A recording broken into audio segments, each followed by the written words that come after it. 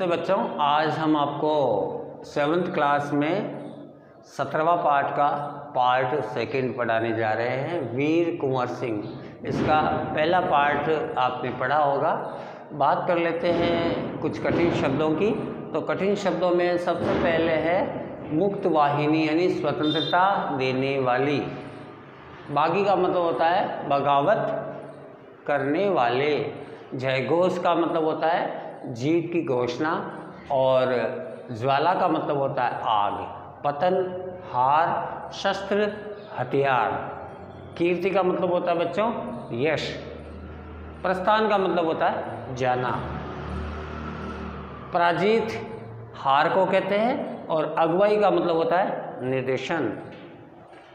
प्रदर्शन का मतलब दिखावा, अधीनता का मतलब संरक्षण, घमासान का मतलब भीषण, हासिल का मतलब प्राप्ति, पूर्णतः यानी पूरी तरह से, और पताका का अर्थ होता है बच्चों ध्वज या जो झंडा होता है ना किसी विशेष धर्म विशेष का जो ध्वज होता है उसको हम पताका कहते हैं। तो हमने पहले पढ़ा था कि जगदीशपुर के जंगलों में एक संत रहते थे बसूरिया बाबा के नाम से जो प्रसिद्ध थे। बसूरिया बाबा ने ही कुंवर सिंह की रग रग में देशभक्ति की भावना भरी थी, स्वतंत्रता की भावना पैदा की थी। कुंवर सिंह मथुरा, लखनऊ, कानपुर आदि स्थानों पर गए थे। वहाँ जाकर लोगों को उन्होंने इकट्ठा किया था, अंग्रेज़ों के विरुद्ध संघर्ष की भावना पैदा करके और आगे की योजना बनाई थी। 1845 में से लगा करके 1846 तक वो बहुत ही ज़्यादा सक्रिय रहे थे।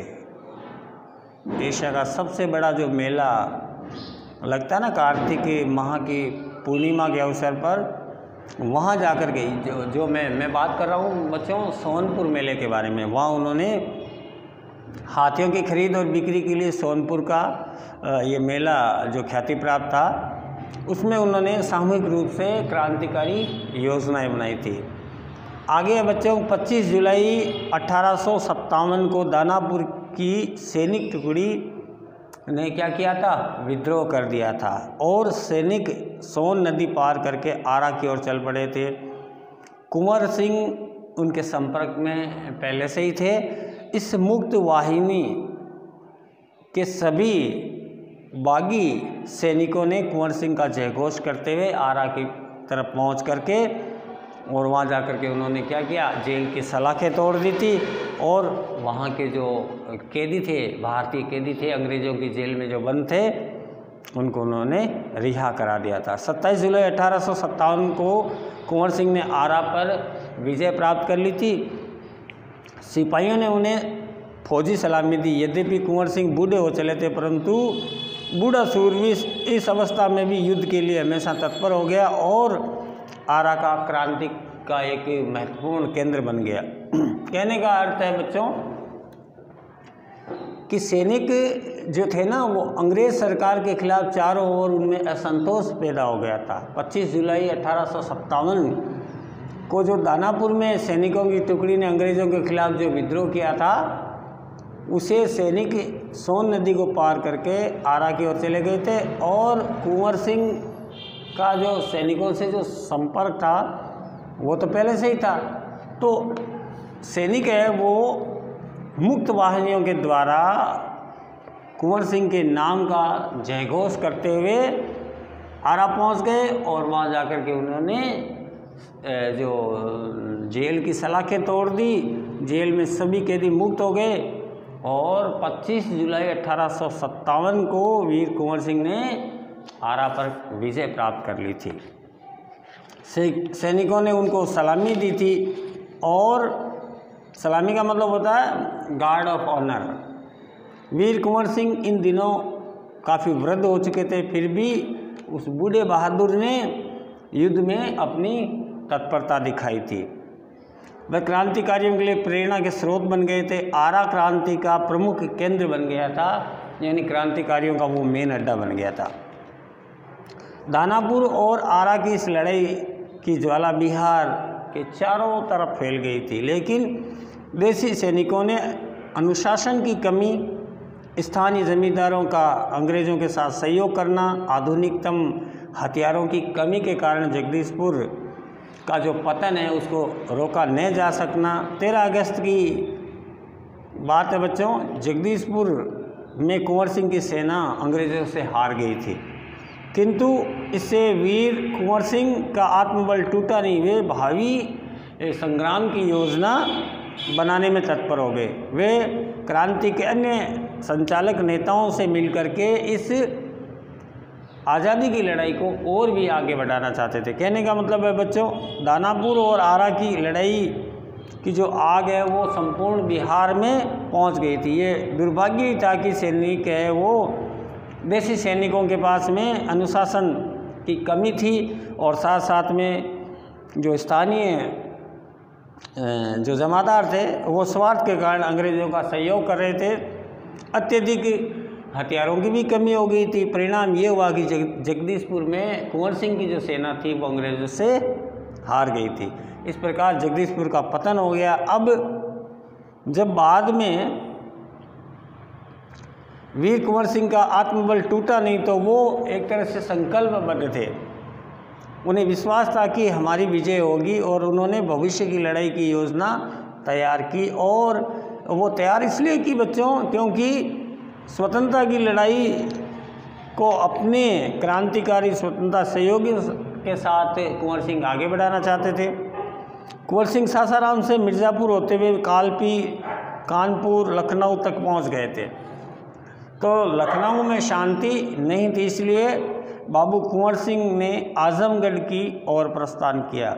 उन्होंने आज़ादी की इस आग को बराबर जलाए रखा। उनकी वीरता की कीर्ति पूरे उत्तर भारत में फैल गई थी। कुंवर सिंह की इस विजय यात्रा में अंग्रेज़ों के होश उड़ा दिए गए थे। कई स्थानों में सैनिक और राजा कुंवर सिंह की अधीनता से लड़े गए। उनकी ये आज़ादी की यात्रा आगे बढ़ती गई, लोग शामिल होते गए और उनकी अगुवाई में आगे लड़ते गए। इस प्रकार ग्वालियर जबलपुर के सैनिकों के सहयोग के साथ सफल रणनीति का भी प्रदर्शन करते हुए आगे बढ़े। आजमगढ़ की ओर जाने का उनका मुख्य उद्देश्य था कि इलाहाबाद और बनारस पर आक्रमण करके शत्रुओं को पराजित करना और अंततः जगदीशपुर पर अधिकार कर लेना। अंग्रेज़ों के संघर्ष करते हुए वीर कुंवर सिंह सासाराम से मिर्ज़ापुर, रीवा, कालपी से कानपुर और लखनऊ तक पहुंच गए थे। लखनऊ में अशांति होने के बाद वो आजमगढ़ पहुंच गए थे। निरंतर आज़ादी के इस संघर्ष को जीवित रखना उनका मुख्य उद्देश्य था। पूरे उत्तर भारत में कुंवर सिंह की वीरता के चर्चे जगह जगह होने लगे। अनेक स्थानों से सैनिक और राजा उनकी अधीनता और अगुवाई में लड़े थे। संघर्ष करते हुए ग्वालियर और जबलपुर के सैनिकों को लेकर के लखनऊ पहुंच गए थे और उसके बाद में इलाहाबाद और बनारस पर अधिकार करके जगदीशपुर को अंग्रेजी शासन से मुक्त कराने के लिए जो कुंवर सिंह है वो आजमगढ़ पहुंच गए थे।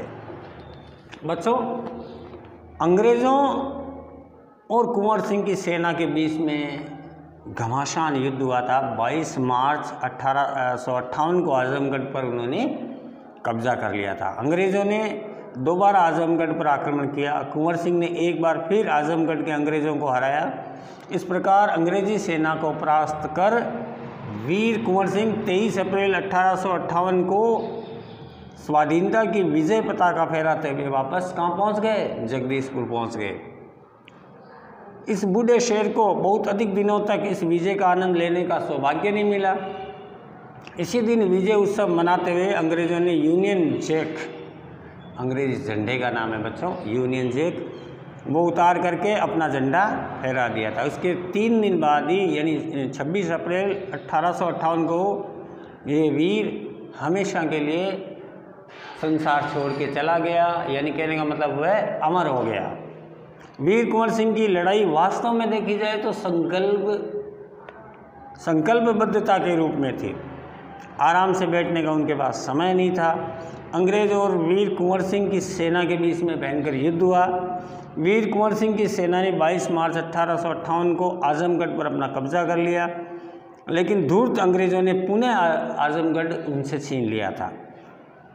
अपने आत्मबल और साहस और वीरता के कारण अपनी सेना के शौर्य के बल पर कुंवर सिंह पुनः अंग्रेज़ों को पछाड़ दिया था। यानी कहने का मतलब 23 अप्रैल 1858 को आज़ादी की विजय पताका फहराते हुए जगदीशपुर वापस पहुंच गए थे। वीर कुंवर सिंह हालांकि देखो बूढ़े हो गए थे और उनको विजय दिवस मनाया नहीं गया उनसे। वीर साथियों ने अंग्रेज़ों का यूनियन जैक उतार दिया था और अपना झंडा वहाँ पर फहरा दिया था। परंतु 3 दिन बाद ही यानी 26 अप्रैल 1858 को वीर महान योद्धा कुंवर सिंह सदा सदा के लिए संसार को छोड़ के विदा हो गए थे। उनकी वीर गाथा आज भी अमर है। तो बच्चों इसका अगला पार्ट हम आगे पढ़ेंगे, तब तक आप इसके कुछ 2-4 प्रश्न लिख लीजिए। प्रश्न आपको अपनी कॉपी में करना है।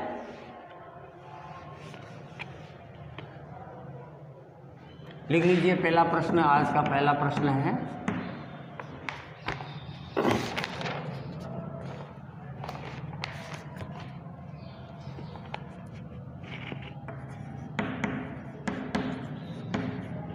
दानापुर की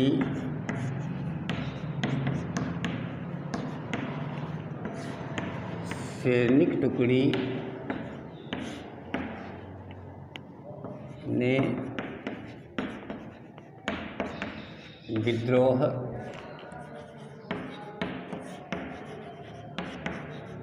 कब किया था?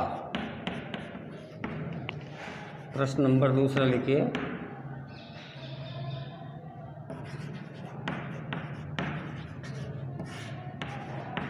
किसकी ज्वाला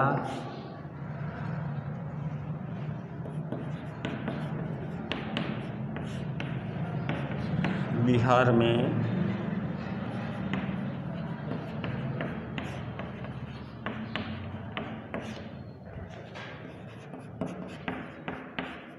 हो गई थी? प्रश्न नंबर 3 लिखिए।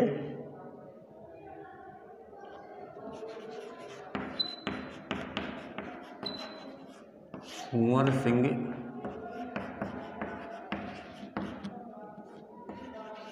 लखनऊ से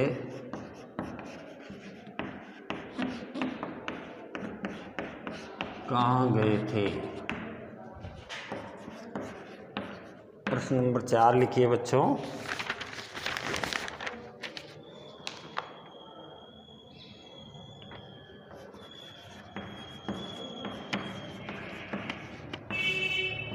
कुंवर सिंह ने आजमगढ़ पर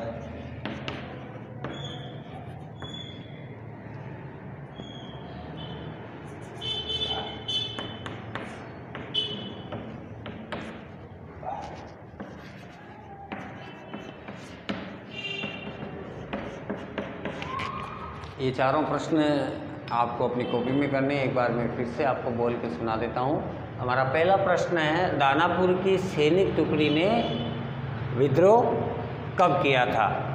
दूसरा प्रश्न है, किसकी ज्वाला बिहार में सर्वत्र व्याप्त हो गई थी? तीसरा प्रश्न है, कुंवर सिंह लखनऊ से कहाँ गए थे?